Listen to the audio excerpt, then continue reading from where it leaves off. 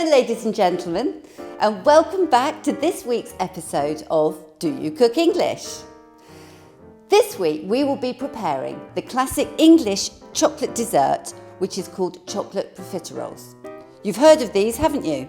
And I'm sure if you've ever visited Britain, you will have tried these at some stage. I imagine you can possibly guess the grammar rule this week, can't you? Yes, absolutely. This week we are going to be looking at affirmations, negations and interrogations. And of course, we will be practicing them in the present tense. So now let's have a quick look at the grammar rules. Grammar rules. Affirmations. These are formed with the subject plus the verb base plus the rest of the sentence. For example, he drives his car. My boss worked late on Monday. Negations. These are formed with the subject plus the auxiliary plus the negation plus the verb plus the rest of the sentence. For example, he doesn't drive his car. My boss didn't work late on Monday. Interrogations. These are formed with the auxiliary plus the subject plus the verb plus the rest of the sentence. For example, does he drive his car? Did your boss work late on Monday? Interrogations. These are formed with the auxiliary plus the negation plus the subject plus the verb plus the rest of the sentence. For example, doesn't he drive his car? Didn't your boss work late on Monday? Now, I would like to introduce you to our chef today. So you don't know him, but please let me introduce you to Yannick. He's from the Cercle Culinaire de France. So hi Yannick, how are you? Hi Anna, how are you? Are you ready to cook? Absolutely, I'm ready to cook. Always ready to cook. So we've got another cookery lesson today. So first of all, Yannick, let's see what you brought into the kitchen and let's see what we're doing today, shall we?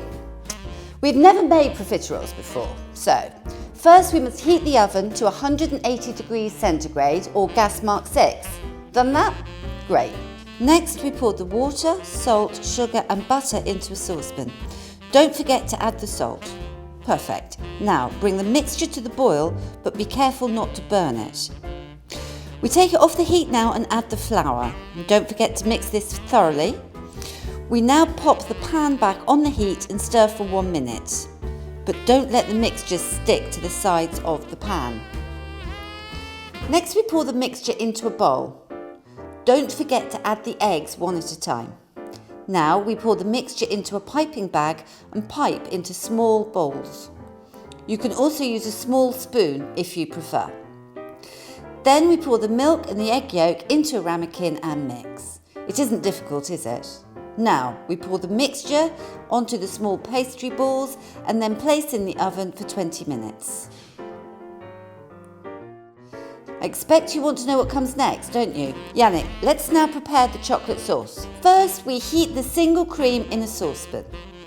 Next, into a mixing bowl, we add the chocolate and softened butter and then pour in the cream.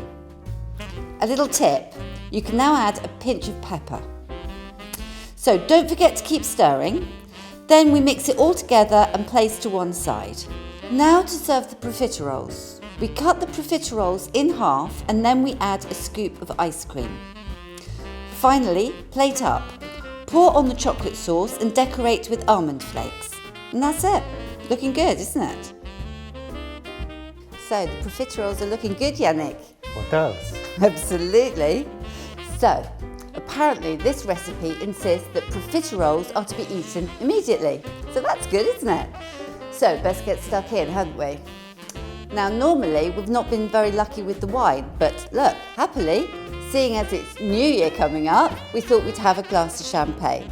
So maybe next week we'll have more wine, but you'll have to tune in to next week's episode of Do You Cook English to find out. But until then, à bientôt and Happy New Year.